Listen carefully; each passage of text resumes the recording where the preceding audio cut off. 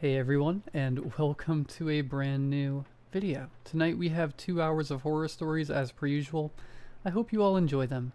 I oftentimes get comments asking me what the best ways to help out the channel are, and honestly, just dropping a like, subscribing if you haven't already, and maybe if you want to go above and beyond, telling a friend about the channel is always very, very appreciated. But yeah, I'm not going to waste any more of your time. We just have 2 hours of horror stories with no mid-roll ads. I hope you all enjoy them.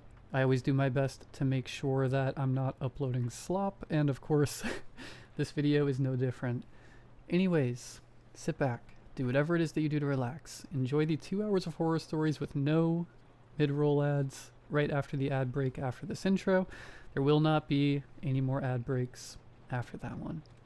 And as always, I hope you all have a great night.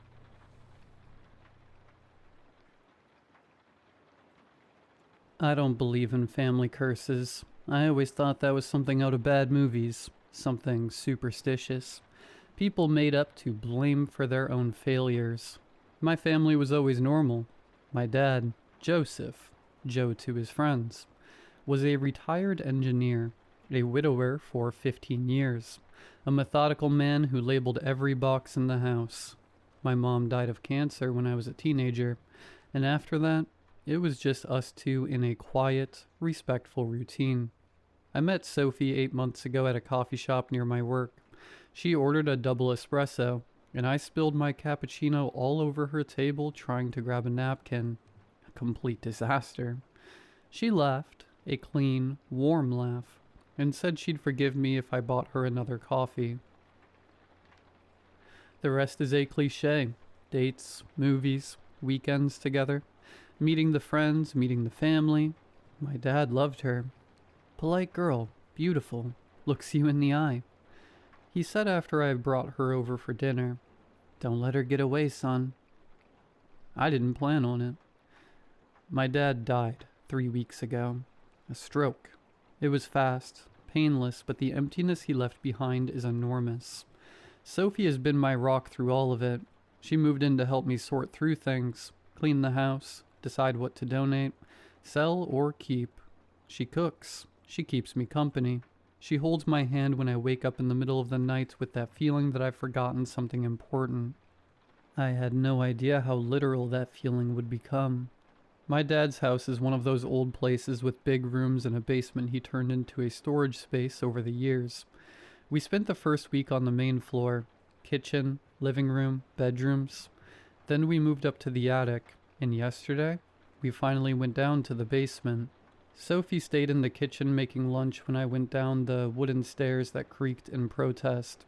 The smell was mildew and old paper, that smell of frozen time.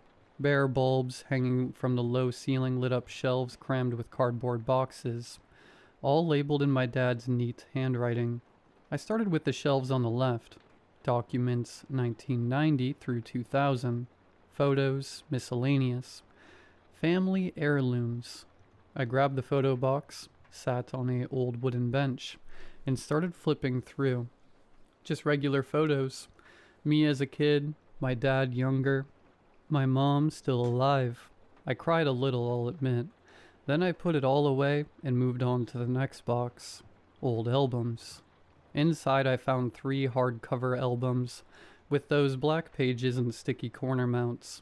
The first one was from the 80s. My dad with long hair, floral shirts, hugging friends at parties, graduation photos. A few of my grandmother, who died when I was 2. It was the second album where everything changed. A 4x6 photo, color but slightly yellowed with age. My dad in his early 20s, arm around a girl at the beach. She was wearing a red bikini, laughing at the camera. Her head resting on his shoulder. Black, straight hair, almond-shaped eyes, tan skin, a perfect, wide smile. My heart stopped. It was Sophie, the same Sophie who was, at that very moment, in my kitchen making pasta. I took a deep breath. Look-alikes exist. Doubles are more common than you think. Probably an aunt, a grandmother, someone in her family who looked just like her. even the faint scar on her left eyebrow. My mom always said I was too skeptical for my own good. I turned the page. There she was again, now in an older photo, black and white, edges slightly worn. She was sitting on a park bench next to a man in a suit and a hat, a man I recognized as my grandfather, Anthony, from the photos my dad had in the living room. My grandfather was smiling shyly at the camera. She was smiling too. The same Sophie, the same expression, the same high-colored dress my grandmother wore in a wedding photo I knew by heart. My hands started shaking. I flipped through pages frantically looking for newer photos, older photos, anything that could explain this. I found a third, a fourth. She was in a family portrait from the 40s, standing behind my great-grandparents, her hands on my great-grandmother's shoulders. She was in a graduation photo of my great-uncle from the 60s, wearing a floral dress. She was in a Polaroid from the 70s, hugging a distant cousin I never met. Always her, always the same. I slammed the album shut and just sat there, listening to my own heart hammering in my chest. Upstairs, Sophie's voice hummed a tune I didn't recognize. I needed more information. I needed to understand. I put the album back at the bottom of the box, went up the stairs and walked right past the kitchen, mumbling something about needing air. I locked myself in my dad's office, a small room at the back of the house he used as a retreat. Inside, his computer was still on, an old desktop full of folders and files. I started digging. My dad was organized even in his digital life. There was a folder labeled Family. Inside, subfolders. Parents, grandparents, great-grandparents, great-great-grandparents, cousins, historical documents. I opened the first one. Digitized photos from even older albums, probably stored somewhere I hadn't found yet. My great-grandfather, James, in 1920, serious and bearded, in front of a simple house, and next to him, wearing a light dress and a straw hat. Sophie, the same, untouched by time. I opened another folder, great-great-grandparents, a sepia photo with serrated edges. My great-great-grandfather, William, in military uniform, probably from World War I, and next to him, in a long dress with a serene look. Sophie, young, beautiful, eternal. The last folder was genealogy. My dad had digitized old documents, birth, marriage, death certificates, hand-drawn family trees. I kept clicking until I found a folder called Parish Records 1800 to 1850. Photos of handwritten documents in old script. Difficult to read. One was the baptismal record of my great-great-great-grandfather Isaac from 1837. Next to it, a pencil notation. Married to Mary, record not found. And then I saw the next image, a photograph, the oldest I had ever seen, a daguerreotype, more like a metal plate than a photo. Two faces emerged from the dark background, almost ghostly. A man with a thick beard, deep-set eyes. A young woman in a high-collared dress, her hair in a tight bun. The woman was Sophie. The man was my great-great-great-grandfather. The folder had more photos. She appeared in several, in a portrait alone with an enigmatic smile, in a group photo, next to children who must have been my ancestors as kids. Always the same, always unchanging, a constant in the lineage of the men in my family. I sat in the chair, my entire body ice cold. She had been there, in every generation. She had dated my dad, dated my grandfather, my great-grandfather, my great-great-grandfather, my great-great-great-grandfather. What happened to all of them? A horrible idea started forming in my mind. My dad, widowed at 50, healthy, Active. Died of a stroke at 72. Normal? Maybe. My grandfather Anthony died of heart complications at 58, according to my dad. I never looked into it. My great-grandfather James died young too, in a farm accident. Always vague stories, told with sighs and silences.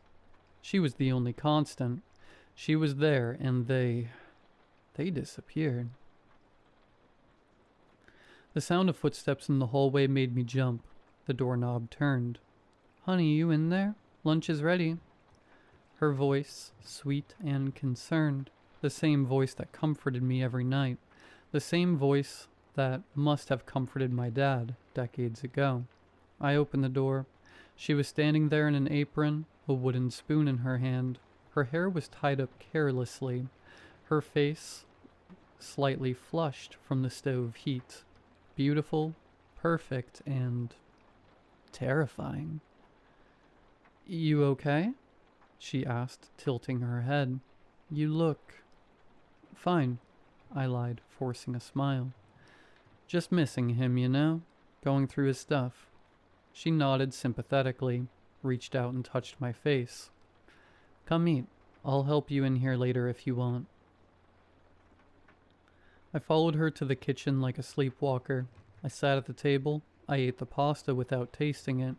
She talked about her day, about a neighbor who said hi, about the prices at the market. I answered in monosyllables, my eyes fixed on her, trying to find a crack, an imperfection, something that would reveal the monster. I found nothing. Just a beautiful woman who loved me, who cooked for me, who slept next to me. Night fell. She went to take a shower. I stayed in the living room, my phone in my hand, thinking about calling someone. The police, a priest, anyone. But what would I say? My girlfriend is the same person appearing in photos from the 19th century? They'd lock me up. When the shower turned off, I made a decision. I needed to confront her. Not aggressively, but carefully. I needed to see her reaction. She came out of the bathroom in a robe, wet hair dripping over her shoulders. Beautiful, always so beautiful. "Sophie?" I called, my voice steadier than I expected. "Can I show you something?" She smiled, curious. "Sure." I led her to the office, turned on the computer, opened the folder with the photos. She stood behind me, her warm breath on my neck. I showed her the first photo, her with my dad at the beach. "Who's that?" I asked, pointing. She tilted her head, frowned. "Wow, she looks just like me, huh? Must be a relative of yours. Your grandmother, maybe? Cousin?" I showed her the second one, her with my grandfather. Again, the resemblance is incredible. Strong genes, huh? I showed her the third one, her with my great-grandfather. Silence. I showed her the fourth one, her with my great-great-grandfather. The silence stretched like a razor's edge. Then she laughed, a low laugh, different from the clean one I knew. Older, tired. "You were always so curious, weren't you, Joe?" My blood ran cold. "My name is Luke," I corrected, my voice barely a whisper. She placed her hand on my shoulder, a light, almost affectionate touch. "I know, sweetheart, but you're just like him. Exactly like him. The same way of furrowing your brow when you're worried. The same nail-biting habit. The same smell." I tried to stand up, but my legs wouldn't obey. She leaned in, her lips brushing my ear. "Your father was the best of them, you know. The sweetest. I was so sad when he left, but then you appeared. So similar. So him. It was like he had come back." "What are you?" I managed to ask. She sighed as if the question was tedious. "Doesn't matter. I've been with so many of you, since your great-great-great-grandfather Isaac. He found me in the woods, you know. said I was the most beautiful woman he'd ever seen, took me home, introduced me to the family. He was so naive. What did you do to him? Nothing, she said, and there was something worse than the simplicity of the answer. I didn't do anything. I just stayed, and one day they're gone. Like your dad. Like your grandfather. Like all of them. And I stay, waiting for the next one. I managed to stand, stumbling backward, away from her touch. She didn't move, just watched me with those deep, ancient, empty eyes. Why me? I asked, my voice breaking. Because you're the next one, she answered with a sad smile. The next Joe, the next Anthony, the next James. Always the same blood, always the same smell, always the same end. I ran. I don't know how, but I ran out of the office, out the front door, into the dark street. I ran until I couldn't anymore, until my lungs burned, until I fell to my knees on the asphalt. I didn't take my phone, money, or ID. I just stayed there, gasping, staring at the empty street, at the distant house lights. She didn't follow me. She doesn't need to. Because now as I write this on a computer in a cyber cafe, using money a stranger gave me when he saw my desperation, I can feel it. I can feel her watching me from somewhere. I can smell her in the wind. I know that no matter where I go, she'll be there. She's been there for 200 years. She'll be there for 200 more. And I'm the next one. The next on the list. The next Joe. The next man in the family she chose. She said she doesn't do anything. That she just stays. But I remember my dad. Healthy, active, dead of a stroke at 72. I remember my grandfather, dead at 58 of heart complications. I remember my great-grandfather, dead in a farm accident. She doesn't do anything. She just stays, and while she stays, we go. We wither, we fade, we die. And she stays, waiting, always waiting. If anyone reads this, don't try to find me. Don't try to help. Just be careful who you love. Be careful who seems too familiar. Be careful who seems like they've always been there. Because maybe, yes, they have. And maybe, they're never leaving.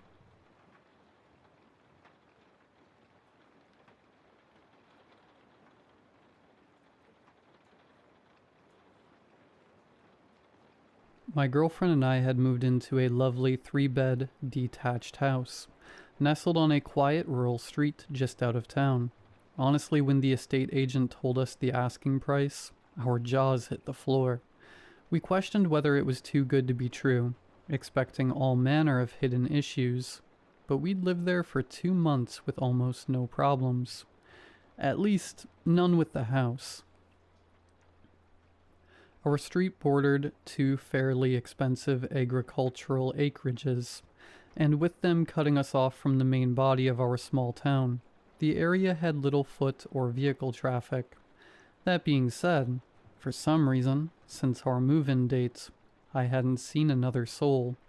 Yes, there were the unmistakable sounds of people in their homes, on the street, or even the sounds of passing vehicles, but at no time did I ever emerge from the property to see them in person. Sophie didn't seem to find that concerning, especially being an introvert at heart. Simply says they might not be occupied. Still, apart from the strange feeling of being watched, which I chalk up to being the new family, something else also caught me off guard. Our dog Ronnie was an energetic and frankly loud lab, which is part of the reason we were looking for a property with a large garden, though for some reason he wouldn't go outside, opening the side door and even clipping him up for a walk. Ronnie would fight to stay inside. The monumental flip from a high-octane outdoorsy animal to a quiet, reserved inside dog was just bizarre. I'd occasionally persuade him out for a short toilet run in the middle of the day, but as soon as visibility dropped, he was locked to Sophie's side, almost cowering in fear of something unseen. It came to a head when I tried to get him out before bed, and it took all my strength to wrestle the squirming, flailing animal out of the door. In the process, he nipped me, which is something he'd never shown any tendencies of before moving. Sophie said he might have developed a fear of the dark due to the new environment, but I wasn't buying that. Still content to agree, I fitted a motion-activated light to our back door, though that didn't entice him to out. Working from home, as I'm a self-employed carpenter, I'd often find long discarded items as I sought to clean up my new workspace. Rummaging around my workspace, just trying to catch up with a series of slowly piling commissions, I found a small picture frame. Expecting it was simply an item left by a previous occupant, I rotated it in my hand. Though the image had sustained noticeable water damage, I imaged it showed a family. Obscured at the back were the two parents with their daughter stood front and center, as her long black hair oscillated in the breeze of what looked to be a beautiful day. With a great view of the road from my workshop, I'd occasionally catch the faintest inkling of eyes on me, and find myself reacting to any sight, sound, or movement on our street, rushing out the gate like a crazed person. The street would be as desolate as ever. Sometimes I felt as if the otherwise ambient sounds of people doing their thing was intended to lure me out. The more I focused on that oddity, the more I started to notice every single property would have a light of some sort on in the evenings. Whether it was a lounge, kitchen, or bedroom light, it was evident people were actively switching them on and off. Weirder still, their cars would move, though I'd never catch them departing or returning. Moving vans, people parked on the street, even a motorbike on the drive.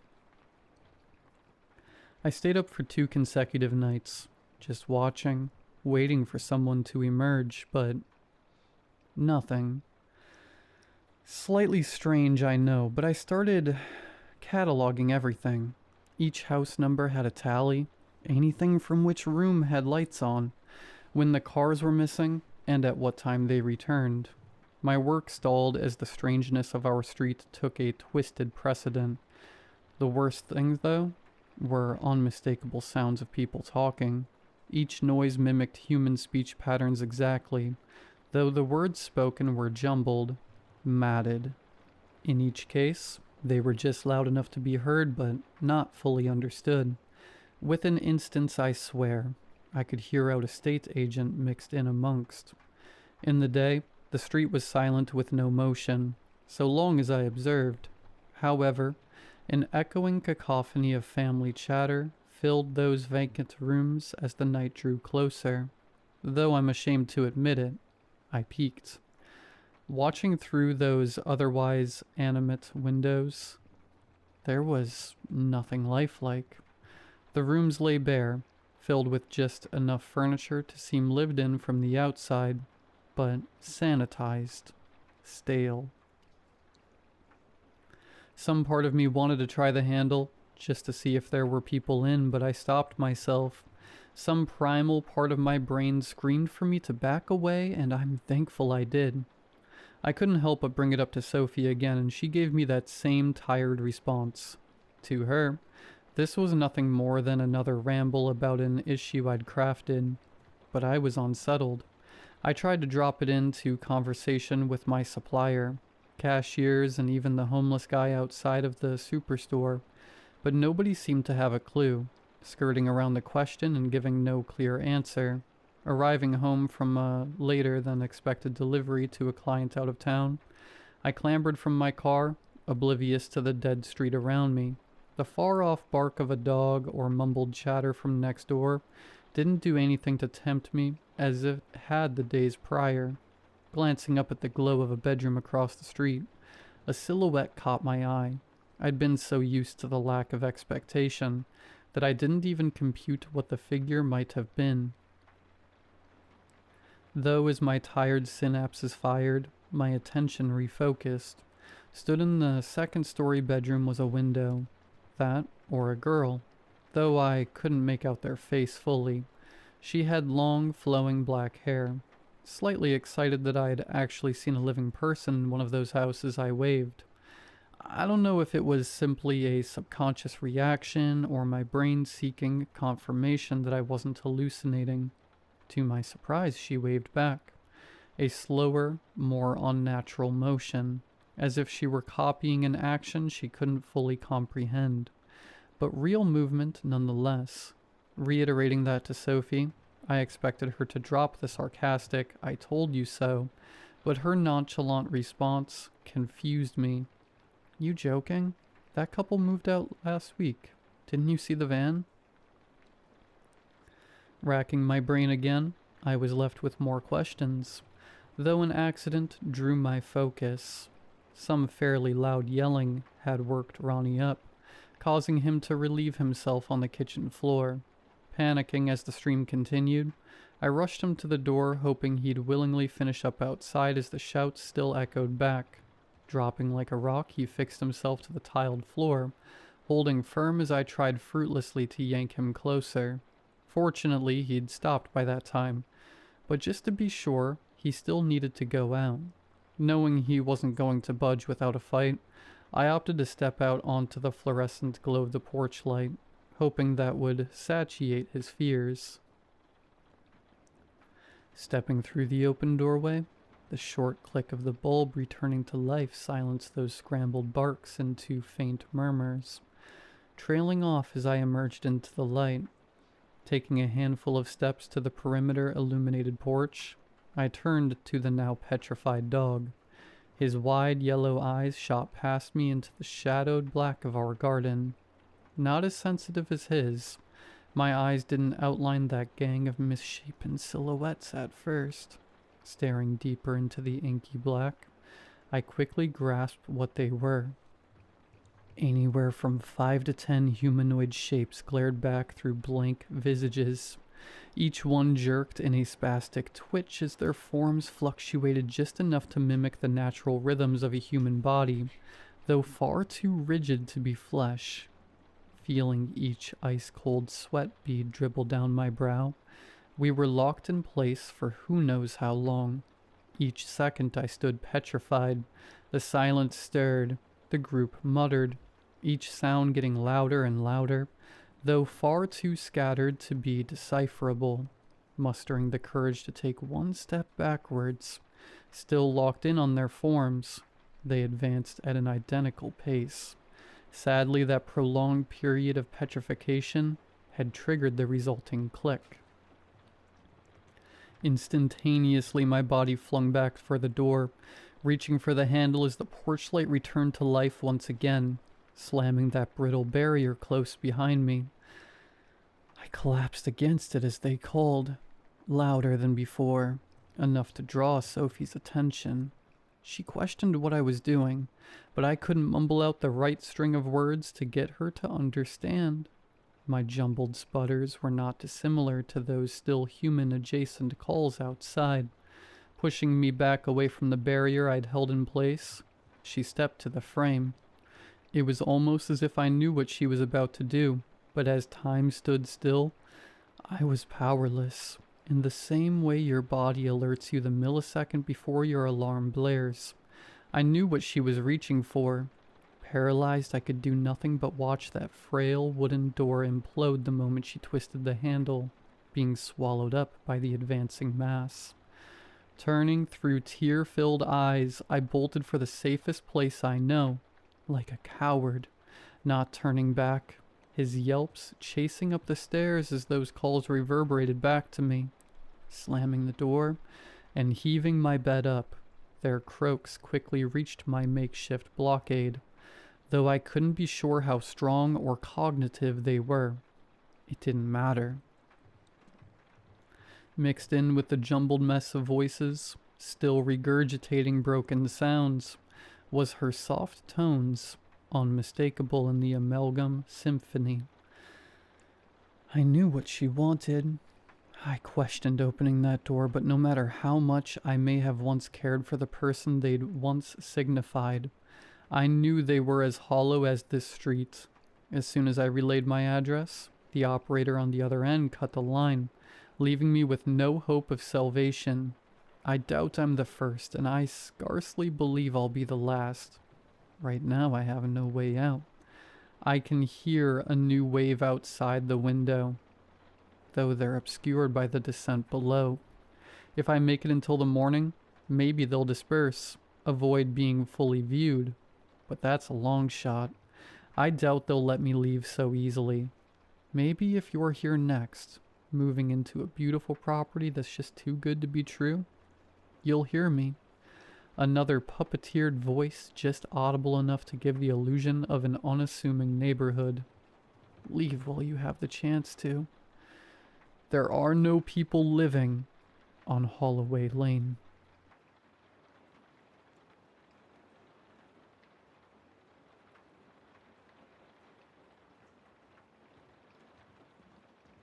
The alarm blares and I slam the button before it could scream again, like slapping an extremely obnoxious fly. Still blinking away sleep, I check the system to my right as it scrolls through the reports. Minor impact, debris strike. More scrolling, more reports. All systems nominal, bar a slight drain on the main power. All normal. I maneuver my arms, pressing them against the sarcophagus of my sleeping pod before sliding them up in front of my body. It gets easier every time. Reaching up near my head, I pull the release and slowly reveal myself to my small home. I silence the remaining alarms and begin my routine to prepare for a spacewalk. Good morning. How was your sleep? A somewhat feminine voice calls. Sleep was fine, I reply. What's for breakfast? Bagels, cereal, eggs? Nothing better than good old nutrient paste today. Tasty. And what shall you do today? The usual. Repairs and spacewalks. Fantastic. And finally, how are you feeling? I open my mouth but hesitate, the words almost forming out of habit. I hold the pause. That's great to hear, the voice says anyway. I glance toward the speaker mounted on the wall and reach over, pressing stop in the recording. The cabin falls quiet, the sudden absence heavier than the noise ever was. I wish I could mimic my partner's voice perfectly, but my subpar attempt will have to do. I kiss my hand and press my hand to the crude drawing of her next to the speaker. I wish I was also a better artist. I take in my surroundings again, my 2-meter cube, everything an adult needs, reduced to essentials. A nutritional paste dispenser, a waste hole, a suit holder, scraps of paper with scrawled notes and half-finished thoughts, drifting lazily in the air. Great indeed, I whisper. The station hums around me, old, tired, still breathing. So am I. I suit up in the cramped space, kicking the flittering papers aside as I force my leg in, slipping once again into a cavity made for a larger man. The suit holds me fast, rugged and unforgiving, but it will keep me alive out there. I brace myself against the wall and slide down as it seals along my back. A slight modification I made myself, against protocol. It would be a lot easier if someone else were here to help me suit up, but that's not going to happen. Finalizing the process, I grab the helmet from its niche and slide it over my head, clipping it into the chest ring. The readouts flash. O2 levels are lower than my previous walk. The CO2 scrubbers and OGS are probably slowing down. Finally, while securing my tool bag, I slide into another hole, much like a torpedo tube, but instead of firing a missile or ordnance, the ordnance is me. I flick the cycle switch and the airlock spins up, depressurizing the small chamber before the exterior hatch opens and I am free to let the void take me. I crawl out onto the surface of my workstation. At this rotation, I am facing oblivion, the emptiness of space, flickering lights of distant stars and planets peeking into my insignificant life. When I exit my safety net on the side, there is nothing to orient me. No horizons, no planet below to remind me why I am up here. The pause lingers longer than usual. Instead of starting my walk, I stare, drifting. I let go of the metal, just to see if it will take me today. I drift longer and longer towards its inky blackness. Maybe this time I will be swallowed up. Then the tether tightens and snaps me back to consciousness. Not today, I guess. I crawl back along the line, letting my view of the satellite fill my vision as deep gray clouds frame it below. Another storm is forming, a massive one by the look of it. I wish I could hear the rain instead of my own breathing and the vibrations traveling up my arms as my hands grip the line. I touch down on the surface and crest over the hole, making my way towards one of the large dishes that pockmark the craft skin. I keep looping my tether into the small hooks I have bolted over the tiles, shortening its length and securing it as I go, much like a mountaineer climbing ice. The beating rhythm of my movements vibrates through me, my breath radiating through my helmet. As I breathe, I sense something strange, a presence from in my suit. Another sound pushes through, breaking the normality. Another breath. I pause and hold on to the side of the satellite. There is a moment where I breathe and I swear I hear something else accompany my intake. Delayed by a brief moment, for a split second, I tense as I think that a creature sits inside my suit, breathing my air. I stay still, counting my breaths.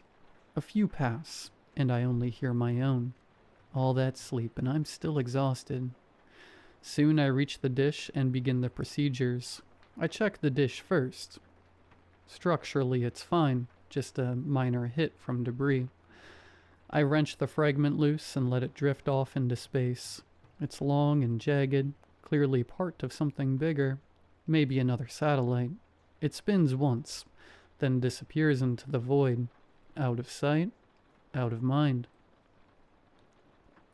A shallow dent near the rim catches my eye, a tiny crack spreading from it. Nothing serious, but left alone it could worsen. I press a patch over the crack, smoothing it down until it sticks. Simple, effective, not perfect, but enough. Next comes alignment. I loosen the bolts just enough to nudge the dish by hand, watching the orientation ticks crawl across my visor. The curve is holding, close enough. That's all it needs to keep sending and receiving. Not that it does much these days. Once that's done, I crawl over to the control box and plug in my PDA. The cable slots in easily. A soft calibration tone pulses through the system while I watch the signal meter. Peaks, dips, mostly nonsense. Nothing worth celebrating. I stare at the readout for longer than I should. I could cry, yell, scream, or bang my hand against the hole, but there is no point. A deep sigh racks me instead as I download the audio samples and begin the trek back. My return is slower this time. The question I've been sitting on all this time keeps gnawing at me. Why? Why do I do this?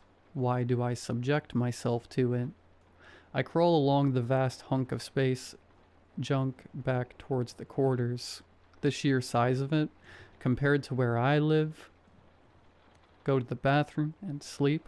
I could fit an entire house inside this thing. Instead, I get a glorified outhouse, a garden shed with delusions of importance. As I slowly untangle my tether from the hooks, I crest the hole one last time and stare out into the void. Maybe someone is looking at me right now.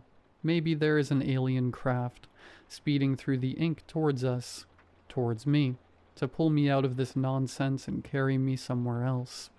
I keep looking before a shadow blots out a few of the stars. It catches my eye, a shape casting a blackness. It's not debris. A silhouette cuts briefly across the field of distant lights. A wrong shape. I swear that it looks human, but wrong. A body without detail. No suit, no tether. It moves on naturally, as if it was a paper kite, caught in a impossible wind, moving with no rhythm or reason. Its long arms looked to have been dragged out of a depressurization event as it reaches out, splaying itself to me. The sight fills me with a horrible chill. I blink. Then it's gone. The stars are exactly where they were before. No distortion, no shape, nothing drifting. I blink hard, shake my head inside the helmet, and force my eyes to track known points, counting the stars, anchoring myself. Get a grip, I whisper. The void offers no argument. I turn back to regard the world below, hoping this time it will reveal something. Instead, I am disappointed, as usual. I cannot see a single strip of ocean or land. It's not clouds that cover it, but a single cloud, thick and unbroken, covering everything with small dashes of lighting breaking up the monotonous gray. A slight smile forms in my face. Maybe someone down there is looking up at me, cheering, or just glad that I keep this communications buoy alive and humming. Maybe. I slide back into the airlock and begin pressurizing. I keep the suit on longer than necessary, just in case. Just in case the O2 decides to fail. Maybe. Maybe that would be good. I shed my suit and drift in the compartment, breathing in the recycled air. I keep my eyes closed and bask in the metallic scent and old refuse. The urge to open a window is overwhelming. After a while, something brushes the bridge of my nose. Paper, rough, too close. I open my eyes and focus on the note, already sighing at its contents. That is the final resupply. I grab it and flip the paper, already knowing the message I have read 100 times. God help us, and God bless you for your sacrifice. Maybe it's all worth it. Maybe it's not. I let go and the paper joins the other messages I have scrolled. The doodles, the personal anecdotes, the words of encouragement. They all float with the photos of people I will never see again. I plug the PDA from my suit into the console and begin downloading the data, hoping to pass some time that does not involve sleeping. I wish they sent up more pencils. Opening the laptop, I try to clean up the data stream. It is definitely a communication, a message of some sort, but the storms have scrambled it badly. I am not an audio engineer, but with finite time and nothing else to do, I can manage trying to read some dead people's mail. I see my arms again as I go to type. If anyone saw me now, they'd mistake me for an alien. My skin is pale, my frame gaunt. I blink constantly from the strain of staring at screens, so I probably look bug-like. The smell I have likely grown used to, but I am unshaven. My hair months long, any attempt to comb or brush it long discarded along with most decent human necessities. I spend hours hunched over the screen, trying to unscramble the audio. There are gaps in my memory, moments where I must have lost consciousness, though I barely recall them. East, Tango Whiskey. There's... Are smart. If there is... Listening. The pact is secure. Prote. Self. The pact is secure. Hail. The voice has an accent I cannot quite place. It drawls its words, high and imprecise, slipping in and out of clarity. I cannot make sense of what it is saying. Pact. I am not a religious man, but that is the first time I have heard anything like that. I clean up more of the audio. Anyone hearing this? Keep heading east. More of them come. Keep to your people. The pact is secure. To you listening? Keep up. The static keeps breaking it apart. I keep trying to clear it. To you listening, open up. You must join the pact. I keep working the filters, stripping away noise, boosting what little remains. The words land cleanly this time. To you listening, open up. A sudden bang slams into the wall. I stiffen and slam my head into the roof, stars bursting across my vision. My body curls in on itself on instinct, spine flaring with pain. For a moment, I almost let myself drift away again. Then another bang hits the hole. I open my eyes and stare at the insulated wall. Breath loud. The station creaks, a deep metallic groan. Not like stress or thermal shift. It sounds burdened, as if weight has been added where there should be none. My thoughts race, grasping for explanations I don't believe. Thermal contraction, debris, pressure differential. Anything but intent. Is it what I saw? The thing out there? I stay still, I wait. The next impacts are smaller, measured, not collisions. Taps. My stomach turns, a slow, sickening drop, like missing a step in the dark. I glance towards the airlock and feel something cold settle behind my eyes. I don't have a viewport, no camera feed, just a sealed opening in the wall. The taps come again, closer, near the hatch. Knocking. The realization lands heavier than the sound itself. Someone, or something, is choosing where to probe. I think of how long it has been since anyone knew I was up here, since anyone spoke my name, since I was anything more than a cog in a machine. I want to shout, to announce myself, to demand answers. I don't.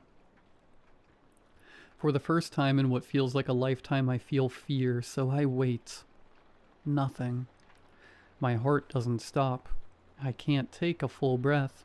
I float inside a 2-meter cube, attached like a tumor to a vast metal behemoth, and something is now probing, testing that small mass, testing if it can be opened up and squeezed empty into the void. But nothing happens. It could have been seconds or minutes. I fade in and out despite the adrenaline. One final hit reverberates through my cell. This one sets the alarm off. The alarm screams, piercing through me as I scramble upright. I shove my arms into the suit, muscles tight, fumbling with clasps as red lights flash across the cabin. The helmet snaps into place, chest clip locked. I tug the tether from its hooks, coil it over my shoulder as I shove myself into the airlock chamber.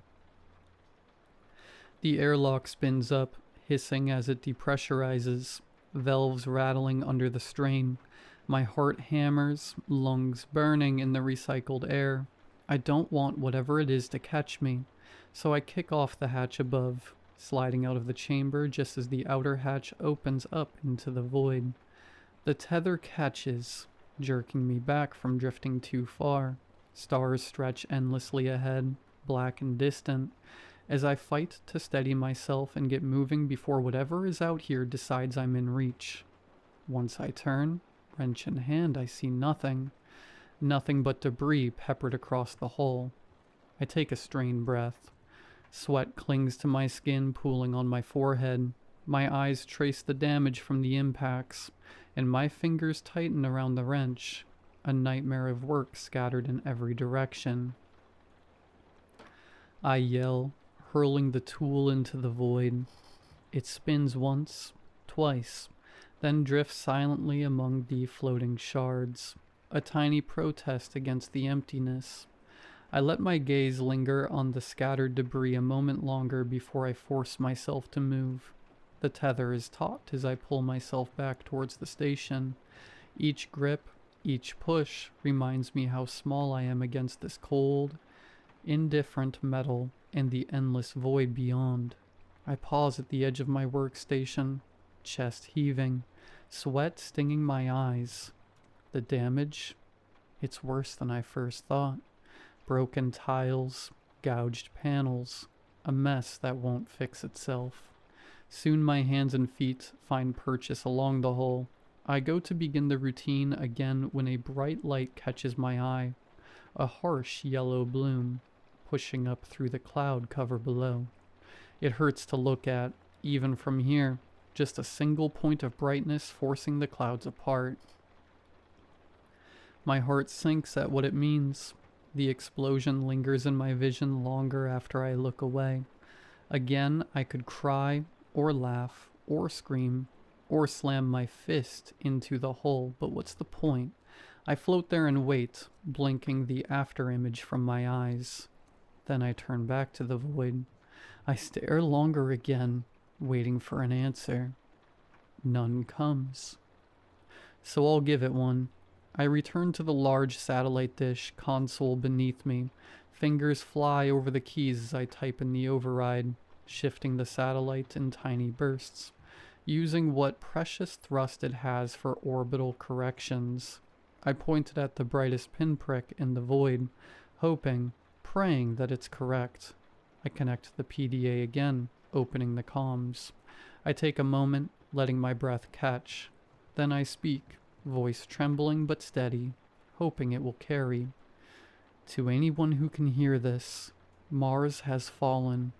I repeat, Mars has fallen.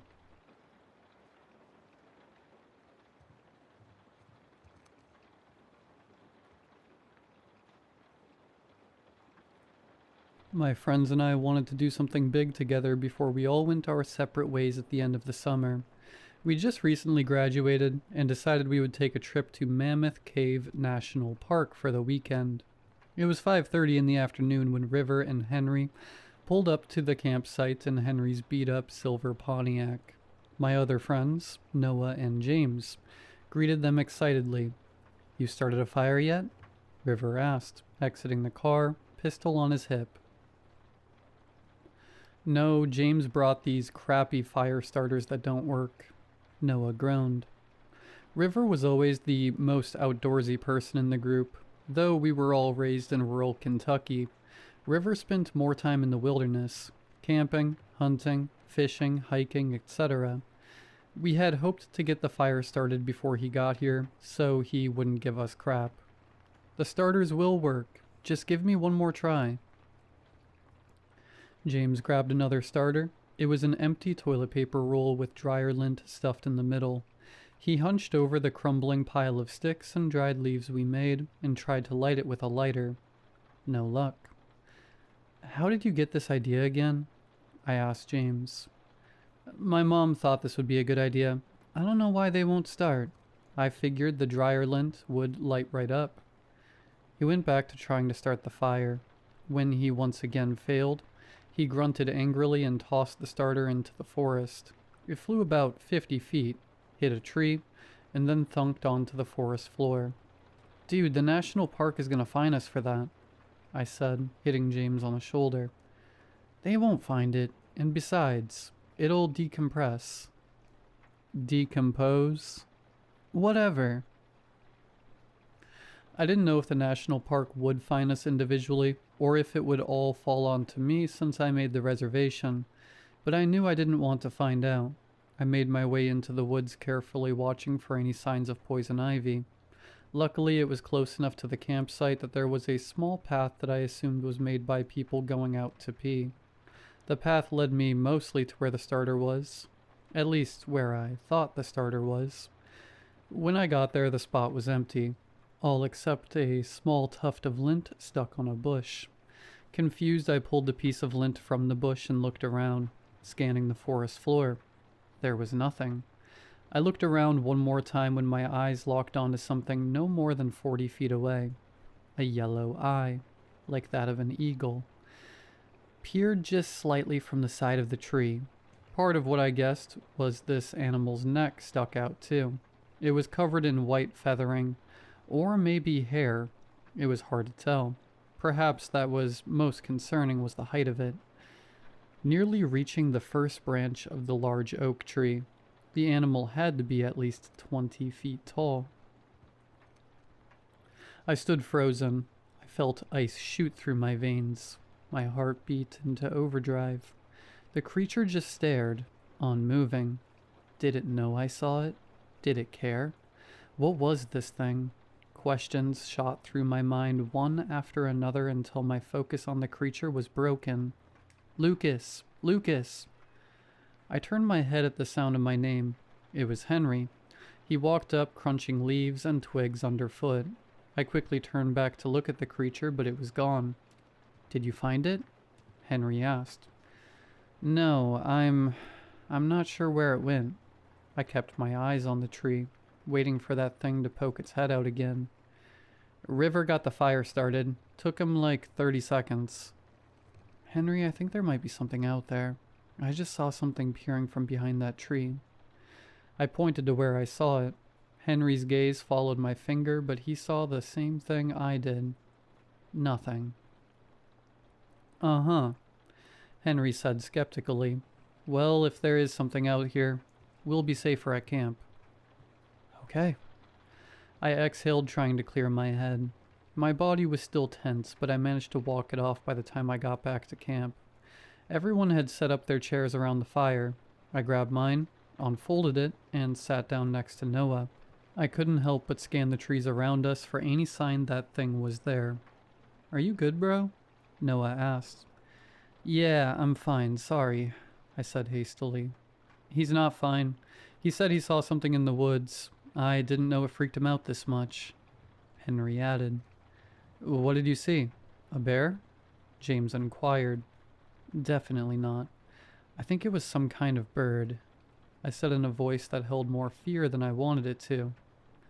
"Well, we shouldn't let scary forest birds ruin our last summer trip before you all go to college and Noah and I go to the military," River said dismissively. "I don't know about you guys, but I'm getting hungry." "I could definitely eat," James chimed in. "Where do we want to go?" "I think there's a strip club nearby. We could get chicken strips and a lap dance." Henry laughed. "I'm down with that," River replied. "My girlfriend probably wouldn't like that, and I wouldn't want to keep it a secret from her. Besides, I don't really care for glitter in my food," Noah added firmly. "That's fair," James said. "What about this pizza place?" James held up a picture of the restaurant and we all nodded in agreement. Henry's Pontiac didn't have enough room for all of us, so instead we loaded into my red pickup truck. Our vehicles had to be parked end to end, so Henry moved his car so I could pull out. He pulled in again so his car would be in front when we got back. We overindulged at dinner that night. The place was nice. A small locally owned restaurant with a friendly staff. Under the excuse, we're on vacation, let's splurge a little. We destroyed 2 large pizzas and 2 orders of breadsticks. It was good, but I felt like a disgusting greaseball afterwards. As we drove the winding path back into the campground, an overweight older woman waved at us and approached the vehicle. I stopped the car and rolled my window down. Her face was slightly red, and she wheezed a little bit as she approached. "Hello, ma'am. Can I help you?" I asked. She rested a fleshy arm on my car door, which put her closer to me than I would have liked. "I need to ask you boys a favor," she said in a voice that revealed she was a veteran smoker. "My sweet Mabel has run off from us. Could you keep an eye out for her? It's not like her to wander off." She held up her phone. There was a picture of a Shih Tzu with a bright pink collar around its neck. I moved my head so the others could see the picture. "We'll let you know if we see her. Hopefully she'll turn up soon," I told her. "Oh, thank you. My husband and I are staying in that camper there." She pointed to a noticeably large camper that barely fit in the parking space. "Please let us know if you find anything." I nodded and she turned and shuffled back towards her camper. Rolling the window up, I drove us back to our campsite. "That's too bad about the dog," James said solemnly. "Yeah, crappy place to lose a pet. She could be anywhere out there." River gestured to the forest around them. I pulled back into our parking spot and turned off the truck. The air conditioning left the vehicle quickly as the summer heat started to replace it. We looked at the campsite we left. "Crap," we said in unison. In front of us on the picnic table were 3 squirrels. They'd torn open the marshmallow bag we brought to make s'mores. The white puffs were strewn across the ground, each with little teeth marks in them. We got out, and the squirrels quickly scattered, The one decided to carry off one more marshmallow to go. Noah walked over and picked up the torn open bag. There was still about half a bag left. "Can we still eat these, or will we get rabies?" he asked. "I don't think that's how rabies works," River said, taking the bag from him. He picked out the ones with bite marks and tossed them on the ground. "There, now it should be fine." Noah looked at the bag as River held it out to him. "Yeah, I'm not going to take any chances." Noah held a hand up dismissively. "Baby," River taunted as he popped a marshmallow into his mouth. Noah frowned but said nothing. "Why don't we chill around the fire a little bit?" I said to change the subject. We all agreed and gathered around the campfire. I took a seat facing the woods. The sun was setting and the darkness was beginning to envelop the trees. The unsettling thought that anything could be out there looking back at me seeped into my mind. I shivered and shook it from my head. It wasn't productive to worry about what I can't see or control. "Focus on what you can control," my parents would tell me when I started to worry. I needed to remember that. We talked for a while around the fire, circling around topics of women, our futures, and past memories. It hit us that this would be one of the last times we would be together. We'd known each other since kindergarten and watched each other grow up. I felt a twist of cold sadness coil in my stomach. "I don't think I'm ready to leave you guys," I said in a squeakier voice than I wanted. "We can still stay in contact with each other. It won't be the same, but we can still talk," said Henry. James nodded. "You guys can reach out anytime. I'll try to check in weekly with you all." "Me too," Noah added. "I'm not sure how much I'll be able to talk after I get with the army, but I'll try to reach out when I can." River popped a zin as he said that. "I've been really fortunate to have you guys in my life." A tear fell from my eye, but I quickly wiped it away before anyone noticed. "I'm gonna miss you guys so much." "We had a really good run, though," James exclaimed, adopting a more positive tone. "Sure did," River smiled. "We get to make something of ourselves now. Be real men." Henry cheered. "That's right," Noah agreed. He stood up and grabbed 5 Mountain Dews from the cooler and passed one to each of us. "Cheers to our future," he yelled. "Cheers," we shouted in unison. My God, was it corny, but it lifted our spirits and the cold twist in my stomach lightened. It was now around 9:30 p.m. I excused myself from the restroom. I figured it was good to find the bathroom now so I wouldn't be searching for it in the middle of the night. In the distance, I heard the old woman who approached us earlier still shouting in the dark for Mabel to come back. Her voice was hoarse and weak even for a smoker. It was apparent that the poor woman hadn't stopped looking for the dog since the interaction they had with her. I walked the dirt trail to the restroom. It was a little off the path, but not by much. I could still see tents and campers through the trees. I walked into the men's room, and it was surprisingly clean. There were 2 urinals and 3 stalls. I found the stall furthest from the door and did my business. As I was about to open the stall door, I heard a bang on the door to the restroom entrance that made me pause for a moment. I listened. Silence. I finally exited the stall to see what made the noise. Approaching the entrance door, I put my hand on the handle when another hard bang rattled it. I felt the vibration of the strike travel from the door and up my arm. I let go of the handle and backed away. Whoever was on the other side was strong. Really strong. Another bang struck the door, and then another. How did they not know how to use a door?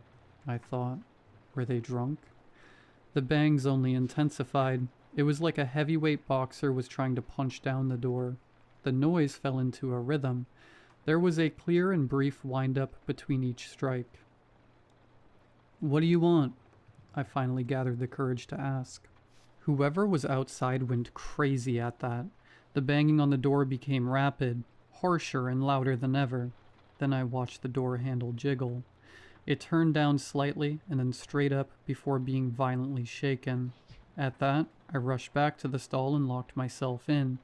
For the first time, I thought it possible that the thing outside was not a who, but rather a what. The handle jostled a couple more times before I heard the door open slightly and then close again.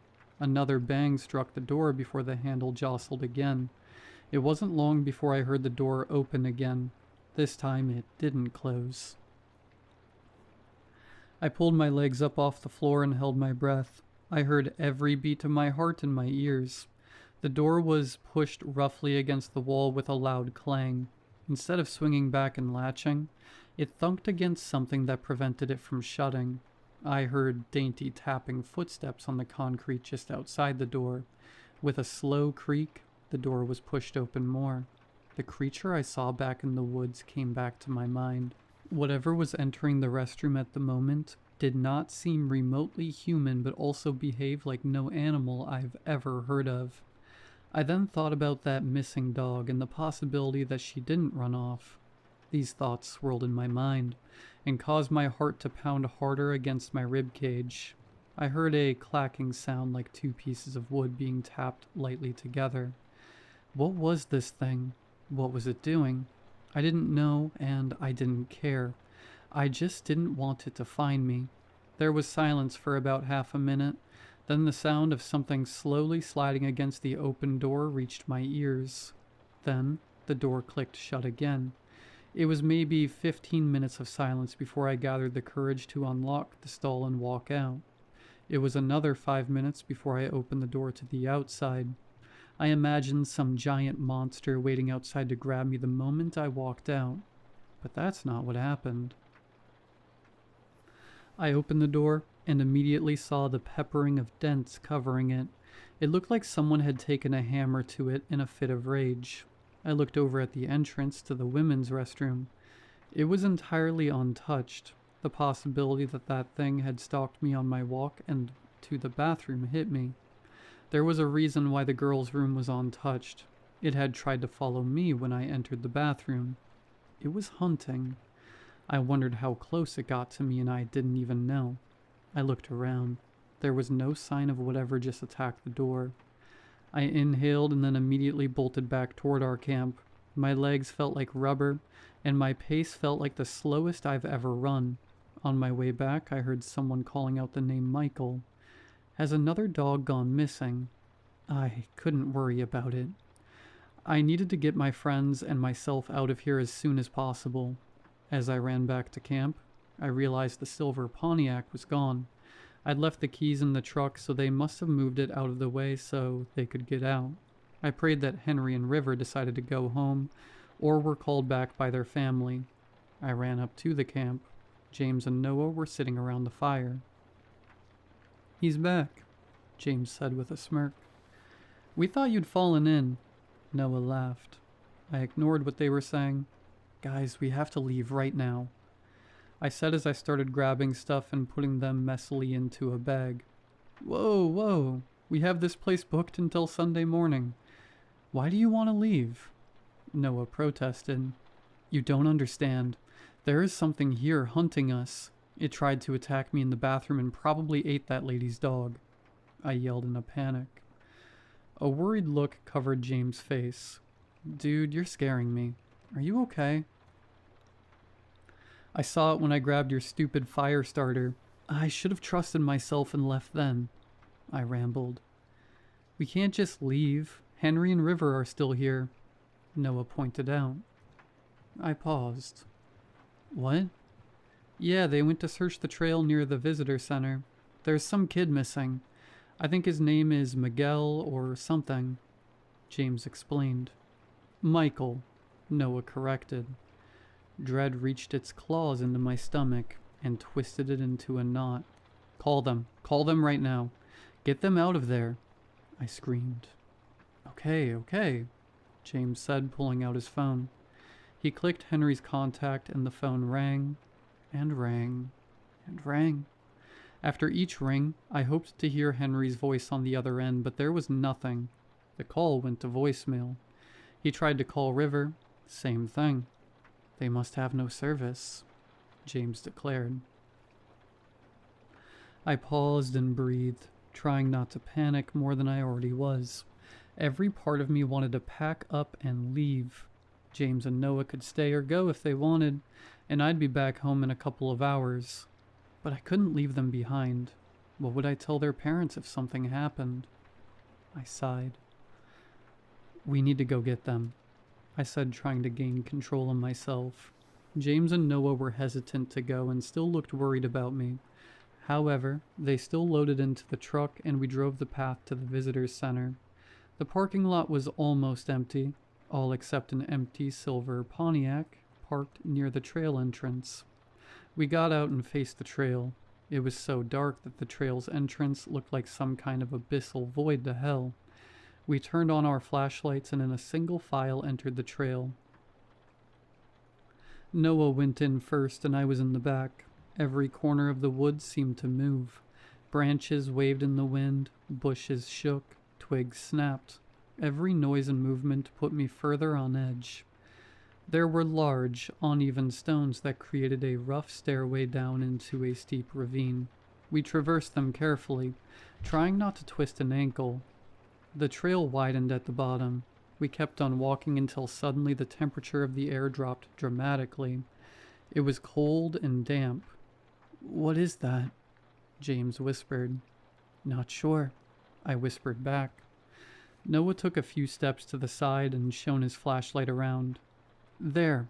He flashed his light on a sign that read "Cave Entrance," with an arrow pointing to a narrow trail that split off and descended further downward.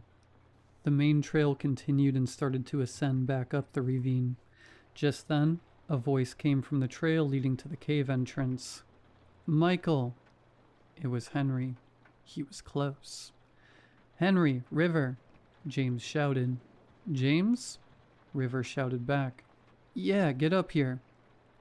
A slight relief came over me with the fact that they were both alive. Through the trees, we saw their distant flashlights moving closer. The two of them jogged up the trail until they caught up with us. "Did you find the boy?" asked Noah. Henry shook his head. "No luck. We'll have to keep looking." "No," I yelled. River and Henry looked surprised. "There's some kind of monster here. It tried to attack me while I was in the restroom. I'm guessing it took that dog, and I wouldn't be surprised if the boy was gone too. We need to leave." "A monster like that thing you saw earlier today?" Henry asked. "Yes, and don't try to convince me I'm imagining things. I could never imagine this." "Okay, well, you've at least spooked me, and I'd like to get out of this forest now," Henry replied. "Let's go back that way then. We can get in our cars and go back to camp," River said, pointing in the direction we came. He led the way back through the path and we filed in behind him. We eventually came upon the same stone steps as before, when at the top, a putrid odor hit my nose. It smelled like crap. I wasn't going to ask anyone about it. I just wanted to get out. It could have been a number of animals that left it. Nobody else mentioned the smell either. We'd all been exposed to livestock before, so we were very accustomed to unpleasant smells, and they likely thought nothing of it. However, as I passed my flashlight over the trail, I found the source of the smell and I stopped as the rest of the group continued. It was a pile of dung, but it was larger than any dog could leave. Most unsettling of all was the frayed pink dog collar sticking out of its side. "Guys, I don't know if we should continue this way," I called out to them, but they were already stopped about 20 feet ahead of me. I jogged up to them to see what was going on. "Holy," I heard River mutter. I looked over them to see why they've stopped. The scene was brutal. Blood splattered the trail ahead of them, still shining crimson red. It was fresh. There were organs strewn around too. I saw a liver, stomach, pieces of intestines thrown about like silly string, and what I think was a kidney. The victim, a female deer, lay just a few feet in front of us. The front half of her body was concealed by the off-trail vegetation. Her abdomen was torn open and entirely hollowed out. "Did you see this on your way here?" Henry's voice quivered. "No," James whimpered. "It's here. "It's here, I know it is," I cried out. Panic had set in, and I didn't know if I should run or curl up in a ball and pray it doesn't find us. "Shut up," River hissed. "If there's something here, all that noise is going to get its attention." I moved my flashlight around frantically but saw nothing in the darkness and thick vegetation. I stopped to listen. There was no sound. No birds, no crickets chirping. Nothing. Then I saw it. Ahead of us, up a small hill about 50 feet off the trail, it showed its head, peeking its long neck around one side of a tree. Its eyes, shining white from the flashlight, were locked on them. It bobbed its head from one side of the tree to the other. A long pointed beak, about the size of a man, extended from its face. It had the same hair or stringy feathers I'd seen before. A blocky red crest sat above the eyes. Ice blasted through my veins. It was going to kill us. I knew it. The misfortune was almost laughable. We're out in the one place and one time that this awful unknown creature exists. I heard James yell as he noticed the creature too. Everyone pointed our flashlights at the thing. We held our breath and didn't dare to move. For a long time, we sat there watching this thing swing its head from one side of the tree to the other. Then it took its first step towards us. A long and lanky front leg moved forward slowly. It had a long finger that curled back and stuck straight up. It craned its neck down as it tediously moved like a cat stalking its prey. It eventually emerged from its concealments. The proportions of its body seemed entirely wrong. A giant head, long neck, spindly legs with the front being longer than the back. Its chest was shallow and frail looking. Whatever this was, it was not of this world, or had not been for a long time. It continued to creep forward until it was about 20 feet from us. To our horror, its cautious steps quickened into an unsightly gallop. It raced towards us. We scattered in two ways. Henry and I moved back a few feet into the trail, while the other three ran in the direction of the parking lot. I turned around and watched the creature catch James by the foot with its beak. He gasped and fell onto the trail. He tried to get up, but the monster smacked him with its beak, knocking him onto his back. Like a swing of a pickaxe, it brought its head up and plunged its pointed beak into his abdomen. With a swift motion, it pulled back and a string of James' intestines came with it. Surprisingly, James didn't scream. A look of panicked horror painted his face. He whimpered and tried to push himself away from the beast. It was horrible to watch. The tragedy of an animal trying to survive, even when there was no hope, unfolded before my eyes. I'm sad to say it, but at that moment, all I wanted was for James to die so he wouldn't suffer anymore. The monster tore off a piece of intestine and swallowed it whole. It noticed James' slow and desperate crawl away and craned its neck down towards him. It made 2 strikes in the blink of an eye. Both hit James in the throat just below the chin. His body fell, blood poured from his neck and out of his mouth. His eyes glossed over and I knew he was gone. The monster stood over my lifeless friend. Henry and I had stopped running long ago. How could we continue after what we just saw? The scene before us was entirely unreal. Suddenly a shot rang out, and that thing made the most terrible sound I've ever heard. It started low as a deep, throaty gurgle, but then crescended rapidly into a shrill, ear-piercing screech. Another shot rang out, and the creature screamed again. It turned and galloped toward the parking lot, limping painfully as it moved. I watched River and Noah jump to the side of the trail out of its way. It didn't even look at them. Instead, it kept running down the trail. Henry and I rushed over to them, running past James' deceased body. We hurriedly pulled Noah and River to their feet. "Get to the cars," River screamed, gun in hand.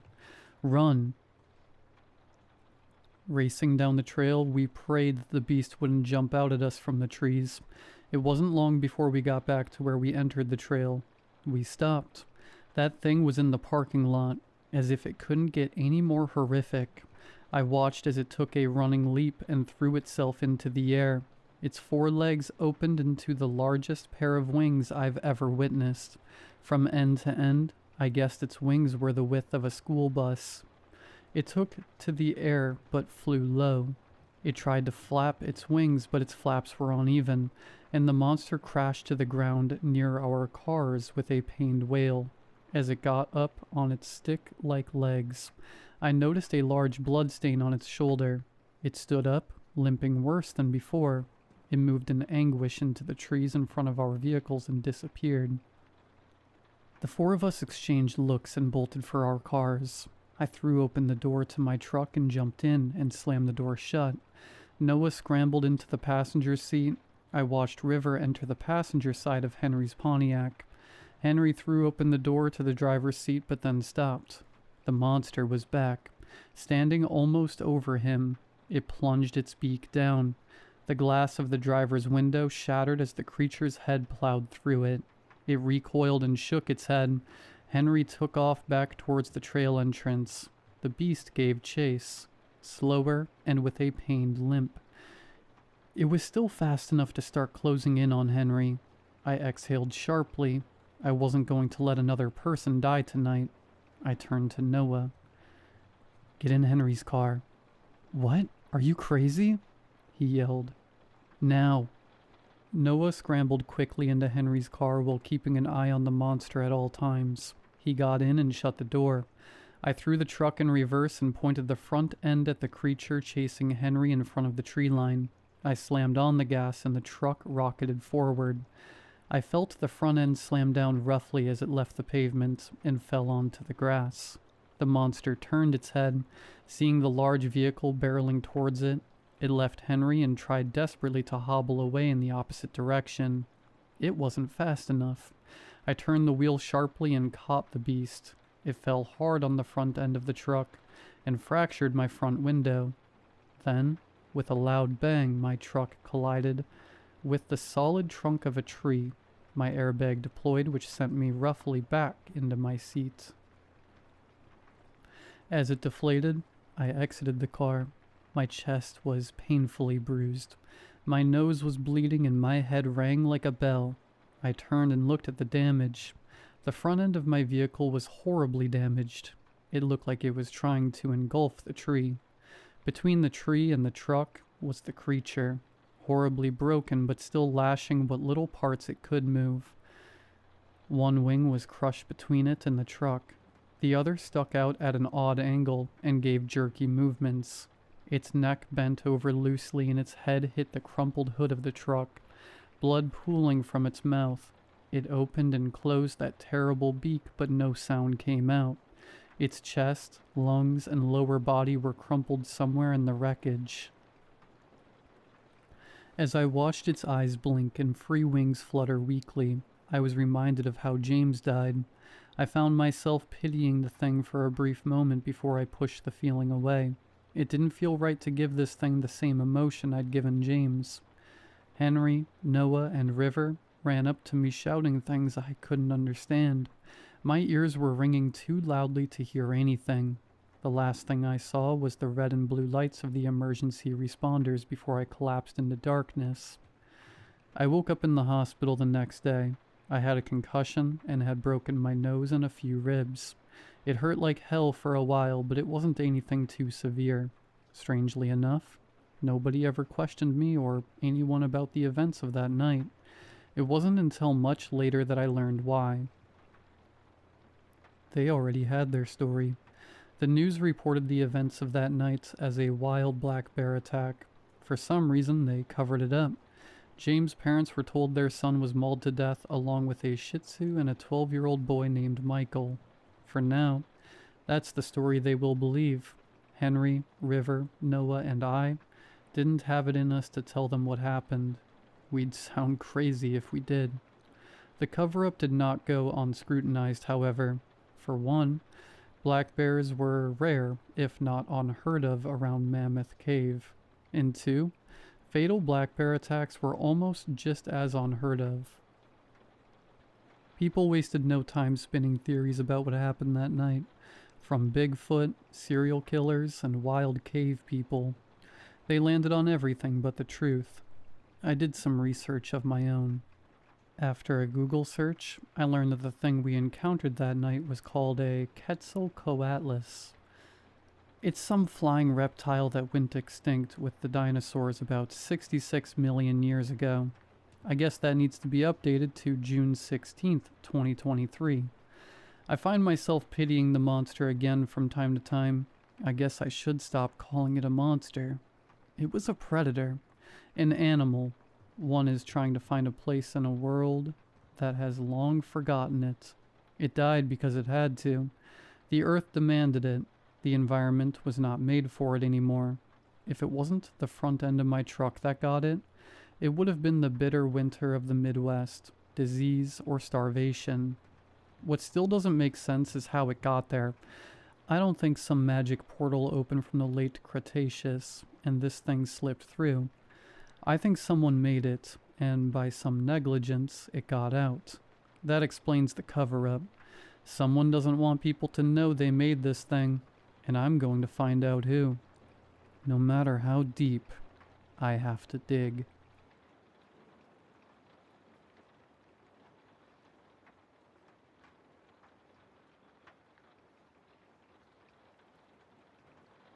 I've spent most of my adult life explaining complex things to people who don't want equations, which is to say I'm a scientist who learned very early how to make terrifying ideas sound harmless.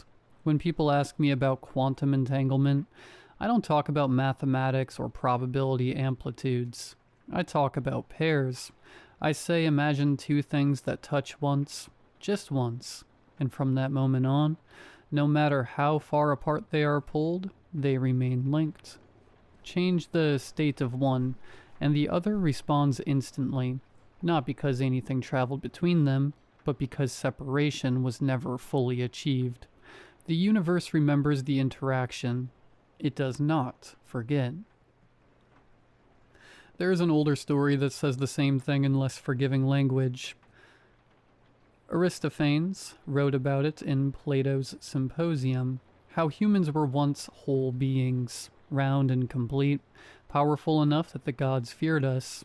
Zeus split us in half not to teach us love, but to weaken us, to make us manageable, condemning us to wander the earth longing for reunion, mistaking the pain of incompleteness for romance. People like to tell that story at weddings. They never linger on the punishment part. I didn't think either story applied to people in any literal sense until I met him. It happened once. Only once. In a church I didn't belong to, on a day heavy with license and obligation. He was older than me by decades, old enough that the attraction should have been theoretical, harmless, easily dismissed. He had a wedding ring, a family, a life already spoken for. When our eyes met, something in my body recalibrated without my consent, like a system suddenly forced into alignment, and I remember having to sit down because the floor felt unreliable beneath my feet. We didn't speak. We didn't need to. From that moment on, my life developed a background hum, a low, constant tension I couldn't trace to any immediate cause. I lived responsibly. I kept my distance. I did not pursue him. We crossed paths rarely, always accidentally, always briefly, in places that belonged to neither of us. Funerals, hospital corridors, once, years later, a sidewalk on Valentine's Day, couples flowing past us carrying flowers and balloons while we talked about the weather because it was the only safe thing left to say. He was careful in the way people are careful when they know exactly what they're avoiding. I was careful too, because knowledge doesn't grant permission. Entanglement doesn't require proximity. That's the part people misunderstood. Once a system has interacted, once its states have been linked, distance becomes irrelevant. You can isolate the particles, shield them, place them light years apart, and still, a change in one is reflected in the other. No signal, no delay, just correlation, persistent and absolute. The system behaves as if it resents being forced apart. I felt him in the quiet ways that don't leave evidence. Sudden calm with no explanation. Sudden grief that arrived ahead of news. Nights where my body refused sleep, restless and alert, like it was waiting for something it couldn't see. Later, I would learn he'd been ill during one of those stretches, anxious during another. I stopped calling it coincidence after the pattern stabilized. This is where the horror actually begins. Though from the outside it looked like discipline, like restraint, like maturity, I maintained distance. I didn't insert myself into his life. I didn't confess anything. I didn't fracture anything fragile. But the energy had nowhere to go, so it turned inward. I became erratic in small, socially acceptable ways, obsessive about my work, detached from relationships that didn't resonate, unwilling to plan futures that extended very far. I lived as if part of me was already elsewhere, already occupied. Love that endures does not soften, it pressurizes. When he died, it was not sudden or dramatic. It was medical, expected, surrounded by people who loved him in all the ways that mattered legally and morally and publicly. I found out afterward, through careful messages and softened language, and I remember sitting very still, waiting for the pain to arrive. It didn't. What arrived instead was collapse, not grief as people understand it, not tears or anguish, but something structural giving way. The background tension vanished all at once, and with it went my orientation. It felt like losing gravity, like a constant force had been removed and nothing rushed in to replace it. For the first time since meeting him, my chest was quiet, and the quiet was unbearable. That's when I stopped living in any meaningful sense. I continued existing. I ate, I slept, I went to work. Habits are stubborn things, but I stopped investing in time. Days flattened. The future became abstract. Everything felt like an after-image, like I was moving through a world that had already finished happening. I understood, with a clarity that frightened me, why some people die shortly after their spouses do, why grandmothers fade within months of grandfathers being buried, why we frame it as romance instead of what it really is. A system, returning to equilibrium. Entangled particles tend toward the same state. When one collapses, the other follows. Not because it wants to, not because it chooses to, but because it was never designed to remain independent indefinitely. Separation holds only as long as both states are sustained. I don't miss him the way people expect. There is no sharp pain, no dramatic longing. What I miss is the tension, the pull, the proof that something in the universe was still responding to me. Without it, everything feels inert. I move, but nothing reacts. I speak, but nothing answers. The ancient Greeks weren't romantic. They were warning us. The gods didn't separate us to make love meaningful. They separated us because love that endures destabilizes systems, fractures order, makes people unreliable. Love that doesn't fade doesn't ennoble you. It erodes you quietly until you are no longer fit for the life you are expected to lead. It's Valentine's Day as I write this, and people are celebrating love like it's something that sustains you, something that keeps you alive. I know better now. Love that lasts does not sustain. It dismantles. It leaves you partially collapsed, still technically functioning, but no longer whole. I didn't start out believing I was in danger. That would have been easier. Something sharp and actionable. Something I could fight or flee from. What I felt instead was adjustment. The way systems recalibrate quietly before anyone notices anything has gone wrong. My heart rate began dropping at the same hour every night, slow and deliberate, as if it was practicing. My left hand went numb for minutes at a time, then returned to normal without explanation. I woke with bruises that didn't hurt, small and round, exactly where IV lines had once been threaded into his skin. I told myself it was stress, grief, neurology misfiring under prolonged strain. So I did what I have always done when something refuses to stay in the realm of metaphor. I measured it. I pulled his medical records. I overlaid timelines. I compared decay curves and physiological markers and found correlations that were not poetic or interpretive but statistical, repeatable, indifferent to my feelings. The closer he had come to death, the more unstable my own system became, like a coupled oscillator losing amplitude. Entangled systems resist asymmetry. They seek equilibrium, not emotionally, mechanically. That's when I stopped telling people I was grieving. I wasn't. I was drifting. The silence I felt after he died wasn't peaceful. It was alignment beginning to assert itself. Without the counterforce of his presence, my state began narrowing, my range collapsing, like a waveform being observed too closely for too long. Days feel thinner now. Time compresses around certain hours, especially the hour he died. Sometimes clocks stall. Sometimes I lose minutes standing in rooms I don't remember entering. The world hasn't become hostile. It has become precise. The calling doesn't sound like his voice. That would be kinder. It feels like pressure, like a gentle but persistent hand at my back, correcting my posture towards something inevitable. It's strongest when I'm still, when I'm not distracted by work or movement or noise. It's strongest near places where boundaries are thin, hospitals, churches, mirrors. I don't think it's asking me to die. I think it's reminding me I'm unfinished. People talk about grandmothers who die shortly after their husbands as if it's devotion, as if love carries them gently into death. They don't talk about the weeks beforehand, the confusion, the withdrawal, the way life seems to lose friction.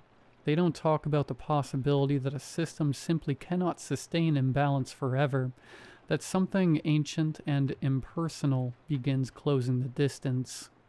I am still alive.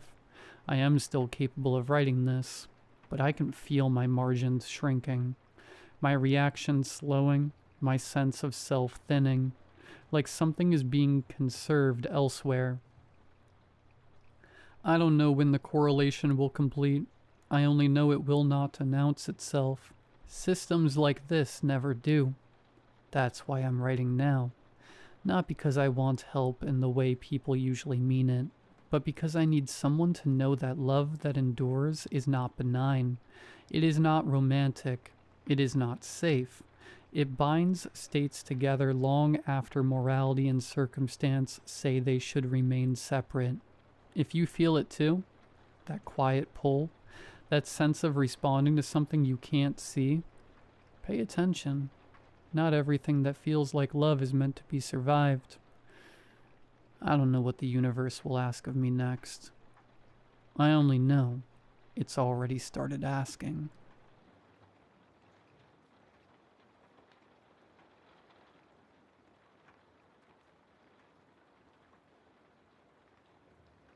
Shady Palms was its name, a family-owned retirement home that had been up and running since the late 70s. It's trademarked by its vibrant colors, lush gardens, decadent food, and the pool. The old folks really liked the pool. They were also one of the few retirement homes that could boast that they own beachfront property, which plenty of residents enjoyed. Most days, you'd find folks by the sea reading a book, jogging on the shore, or falling asleep in a fold-out chair, only to be scorched by the sweltering Floridian sun. The simple pleasures of the beach aren't the only thing they offer. There's also a small recreational area where folks can read, hold clubs, play bingo, all that stuff.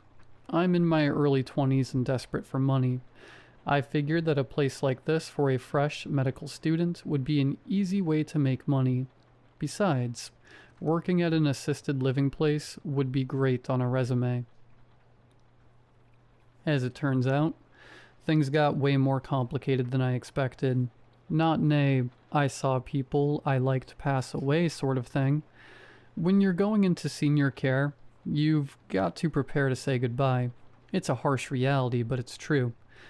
What complicated things was what came out while I worked the night shift. Something I'm still not sure what to make of. My job was the same as everyone else's when it came to senior aid.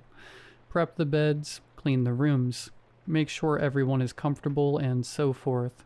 The late shift is a position that everyone was expected to do at least once every few weeks. It was just a daily rotation of who was unlucky enough to stay up and deal with some of the old folks. It'd be 2 people in the reception area awaiting any late night calls or, God forbidden, emergencies. Most of the time, it was just staying up late until the morning staff dismissed you. Since we've got a pretty big staff, I can say that I've only ever been on late shift twice during my time there. I never minded it, and from how people grumbled about it, you'd think they'd been in a war. Waste of time, a guy named Will told me. All they do is sleep, so let's let them sleep. Then, when our boss, an authoritative figure by the name of Beulah, heard his little spat, she promptly fired him. She had zero tolerance for staff who had disdain for their job. Beulah was a sweetheart when I worked under her, but she ran a very tight ship. Her reasoning is understandable. Her grandfather was in a senior home before he passed, and it wasn't until they examined the body that they found the bruises all over his legs and back. Evidently, one of the orderlies had a disdain for him due to his wetting the bed, and promptly beat him with his own cane. If there's even the tiniest bit of resentment from one of the orderlies, she nips it in the bud, and I honestly don't blame her. It was Sunday when I got the call that I'd be covering the late shift for this week, but this time around, I'd be doing it alone. Evidently, Greg, whose name was drawn for tonight, was down with the flu. Nobody else could fill in due to other obligations, which was just a vague excuse not to work the late shift. I didn't mind, though. I just got a small stack of books for the coming week to keep myself entertained. I'd watch stuff on my phone, but I don't want to wake anyone up, and I don't want to put in headphones either, because what if someone calls the desk in the middle of the night? I wasn't taking any chances. I had taken with me Demeter by Blatty, Weaver World by Barker, The Orchard Keeper by McCarthy, and, most ironically, Night Shift by King. As for drinks, I got a pack of cold brew iced coffees, the tall ones in cans. Night 1 wasn't anything special. Got 2 calls, one from Herschel McCoy complaining about Thomas Hatfield's TV being too loud. So I played mediator and tried to get them both to come to an agreement. After that petty squabble, they were silent for the rest of the night. Thankfully. Night 2 was when it started. I was halfway through Demeter when I got sleepy. I rubbed my eyes and lay my head down over the desk. I heard waves lapping outside, rising and crashing. I don't know how long I was out, but I was suddenly jolted awake by a phone call coming from Maud Wells. I know we're meant to be fair and kind to the folks who stay here, but Maud was such a gigantic B-word. She wouldn't admit it, but I think that even Beulah hated her. I creased the page and laid the book down. I braced my ears for shouting, and I picked up the phone. "Hello, Mrs. Wells? Is everything all right?" There was nothing at first. I waited for a response, and I thought that maybe she had just accidentally called me. I was about to hang up when her shrill voice spoke up in a whisper. "Claire." "Yes?" "There's someone in my room."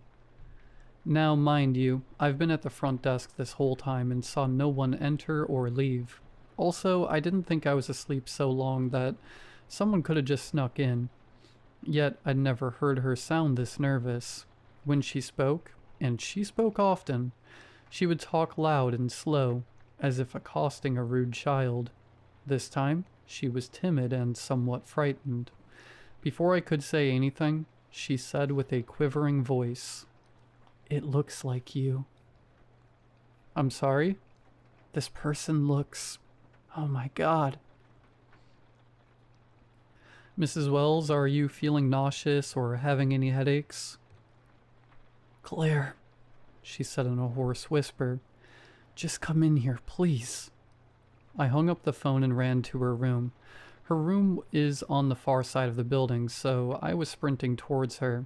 As I stomped down the halls, I heard a brief scream followed by a sickening noise, like a pound of flesh getting tenderized by a hammer.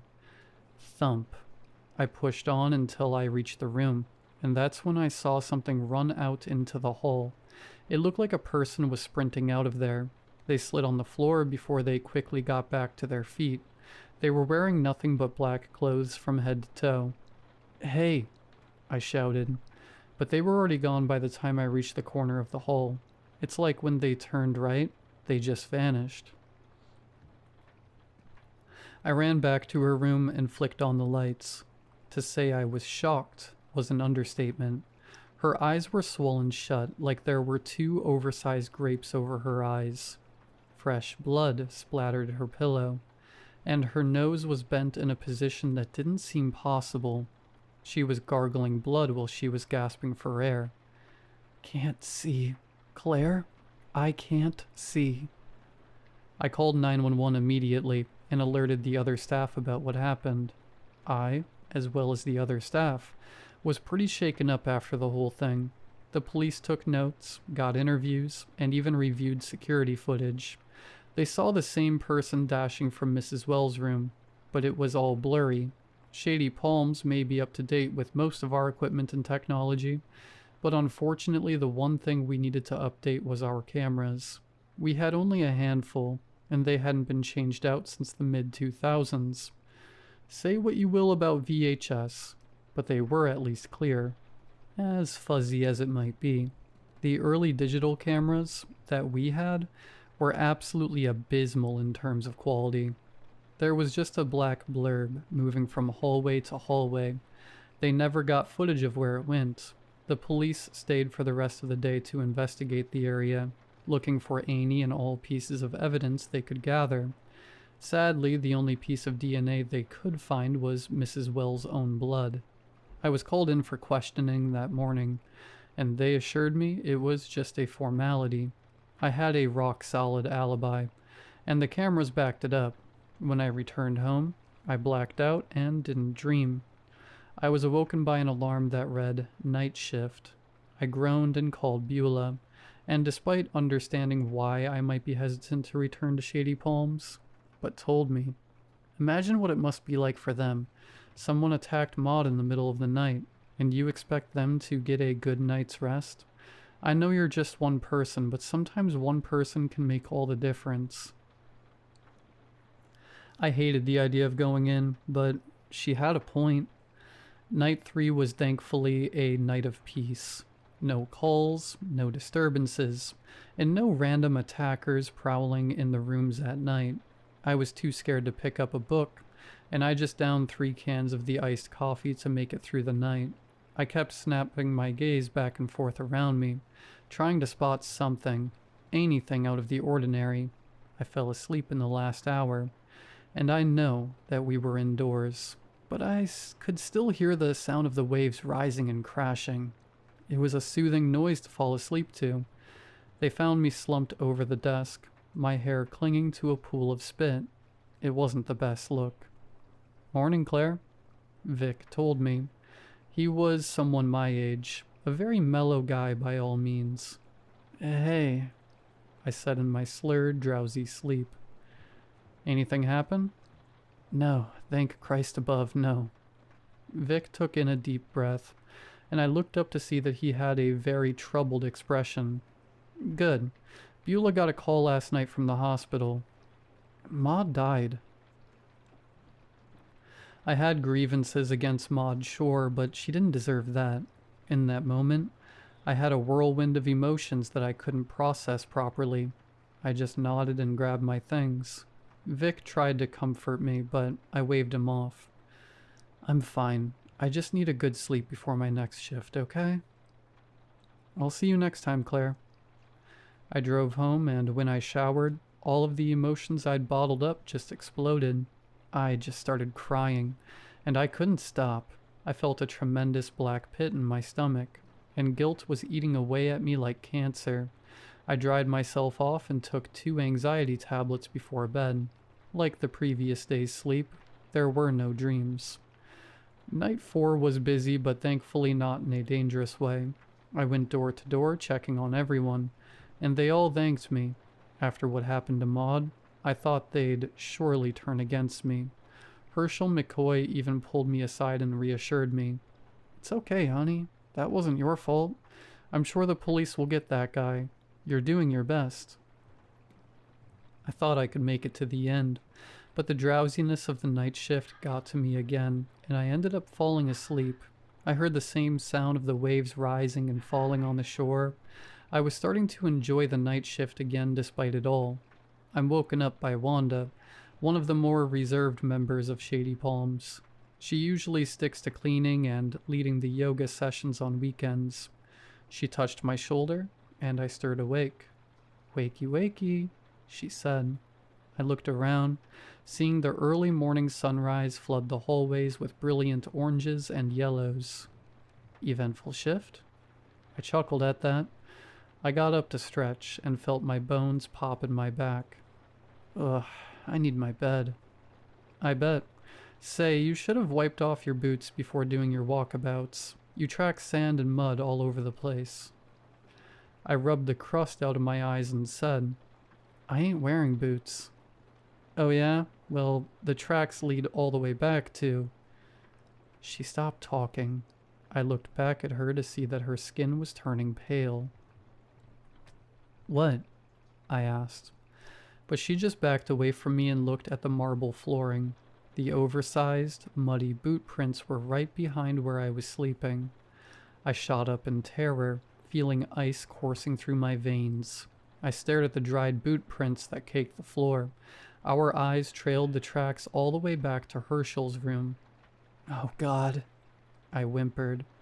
We both ran to the room, and when we flung open the door, I was hopeful in the first few seconds of entering the room, because it looked like Herschel simply fell over onto the floor and spilled something dark next to him. I didn't even notice how ghostly white he was. When blood is undisturbed and still, it looks almost black. When Wanda tried to pull him up to his feet, that's when it all hit me at once. The blood finally smeared, displaying a rich red color beneath the puddle of darkness. And then the air suddenly smelled of pennies. Then there was, of course, Herschel himself. He had a concave hole where his face should be. The only thing protruding out was his lower jaw. Everything was sunken in and twisted. It was like a fleshy chalice that held blood. The police were called in again, and it was the same story as last time. The only difference this time is the boot prints. And when they went to check the cameras this time, they only found that one was working. The one overlooking the front desk. One of the officers pulled me aside and told me what I had heard before I fell asleep. I said I only heard the ocean waves crashing against the shore, rising and falling, nothing else. He looked at me quizzically and pinched his brow. "Makes no sense," he said. He cleared his throat and sat down next to me while he pulled up his laptop. He wrapped his arms around me, and for a second, I thought this might have been some sort of attempt at flirting, but I soon realized that he was bracing me for what I was about to see. "This is the security camera overlooking you most of the night," he said. He fast-forwards through the night, seeing me wiggle around, read, and walk about during the camera's feed. But he then stops when I start to fall asleep. Something walks into frame, a figure wearing all black, including a pair of boots. It walked behind me, tracking mud and sand behind it. Then it stopped, looming over me, like it was observing me. Then it turned to the camera. I know that our security camera's quality isn't the best, but I know what I was looking at. I saw my own face staring back at me, a warped version of it with a garish grin that exposed all of her teeth. like a toddler learning to smile for the first time for a picture at school. Its arms were dangling beside it like pendulums, and at the end of each one were two meaty, man-like hands. When it turned away from the camera, it ran towards what I'm assuming is Herschel's room, and was gone for only a few minutes. This thing did all of this horrible stuff in just a few minutes. It returned to the camera, holding its hands up like a surgeon who just sterilized himself. Shiny blood coated the massive hands, and with a silent glance to the camera, it walked out of the building. Police said they'd look into the killer, put up signs online using the footage they gathered, and tried to enhance it as best as they could. Beulah ran to me after the police left to check if I was okay. I was not, but I was handling it. She gave me a big hug and told me that I wouldn't be alone tonight, because she was staying with me. She looked around the room at the staff and cops going about their business, and she pulled me in close, telling me, "I'll bring a gun tonight. If this thing comes back, I'll blow its brains out. No one messes with us." I went home and slept. This time around, I did have dreams. I was walking the halls, and then I was watching myself sleep. I started to feel a tinge of panic, and when I tried to breathe through my mouth, it was hard. It felt strange. All I could do was breathe through my nose, inhaling and exhaling. I thought it sounded familiar, almost like waves crashing, rising and falling, inhaling and exhaling. I walked to Maud's room and saw her lying asleep. I looked in the mirror and saw my face, but not the one that I'm used to. This was something different. This was the version of my face I saw in the camera. My teeth were stuck in a perpetual grin, and all I could do was weep. I heard a voice from behind me say, "Who's there?" I turned around to see Maud looking at me with confusion, and as she put on her glasses, her expression changed into fear. She grabbed the phone and began to dial. I shook my head and tried to tell her not to call anyone, but I couldn't speak. "Claire, there's someone in my room. It looks like you." I ran to her, pleading with her to hang up, waving my hands to her, but she was about to scream, so I tried to cup my hand over her mouth. But with these monstrous hands, I ended up maiming her. I slapped my palm over her face to quiet her, but I ended up breaking her nose. She shrieked and I panicked. I just wanted to knock her out, but it only made things so much worse. So I decided that maybe I should stop her suffering. But before I could do anything, I heard footsteps reaching me, and I ran out to the hall. When I turned the corner, I was back in the lobby, looking at myself sleeping. This time, I looked at myself for only a second, and I ran out of the building and trudged through the sand and mud to get to my car. But as soon as I touched the handle, I found myself back in the lobby once more. It was some sort of freakish loop.